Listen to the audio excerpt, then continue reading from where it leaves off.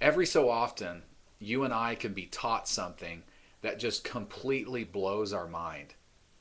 And it makes us think completely different than we've ever thought before in our lives. I love it when that happens. And it doesn't happen often. But every so often, we'll hear something and we're just like, whoa. And our whole thought process has changed. And this happened to me this past year. What I want you to realize today, and I want you to think really deeply about this, and you might have to watch this video a couple times, and you might even have to take some notes or something, because this is some difficult things to talk about. But I want you to realize one thing. You and I, there is a lot more to us than we ever care to think about. And you say, well, what do you mean by that? Well, what I mean is that most of us think that we are just a body and a spirit, that there's only two levels to us, two parts. And so we take the soul and we take the spirit and we kind of equate them to being the same thing. But the Bible teaches me and it teaches you that the soul and the spirit, they're not the same thing. And you might be thinking, well, so? what, what's a big deal? Who cares? I mean, why does it matter whether I believe I'm a two-part person or a three-part person or whatever? What's the big deal? Well, I'm telling you, it makes all the difference in the world.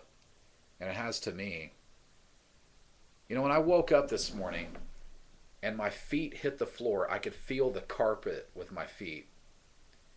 And then when I made a cup of coffee, I could feel the warmth of that coffee. And then when I got in my truck today, I could feel the steering wheel. And then, you know, I could smell my lunch cooking. And I could, you know, my body, I'm very much in touch with my body. And you are too. You know your body well and you understand it.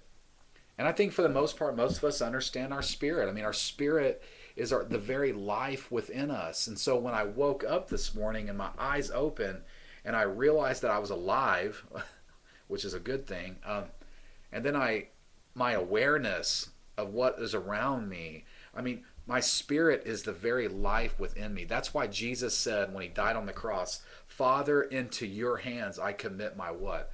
I commit my spirit, not my soul. Okay? So your spirit's the very life within you. All right? Now, the thing that you and I struggle with the most is we struggle with this idea of the soul. What is this thing that we call the soul? What is it? Well, your soul is your mind. Your soul is your emotions and your will.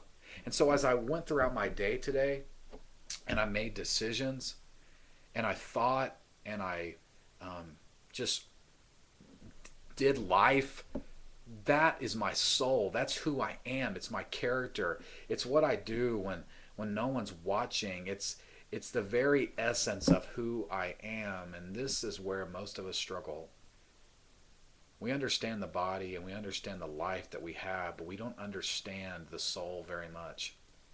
And that's why so many Christians out there today, people that say that they love Jesus, can say that they love him and that he's inside of them, but they don't feel close to him at all. And that's simply because our soul is not being transformed by him. And there's a huge difference than thinking that I have Jesus inside of me and that he's in here, than to say that he controls every part of my life, which is what my soul is all about. And so this evening, I just want you to really think about that. If you feel distant from God and you don't feel close to him, it's a soul issue. It's because he's not alive in every area of your life, and you haven't allowed him to spread into your character and your mind and your emotions and your will. He's not there because you're not letting him. It's that simple. You know you love God and you know it in your spirit and you understand that, but he's not anywhere else. And so what I'm trying to say this evening is that the transformation of your soul is huge. And as a Christian, you have got to start thinking about this and realize that there is more to you than you think. You are three parts: body, soul, and spirit. And they're all important. But I just don't know that we understand the soul as much as we need to. So I hope that maybe this clears this up a little bit, and that maybe it challenges you some to let Christ just spread into your very being, your soul. I love you all. Have a great night. And as always, I ask you to be the church. Thanks.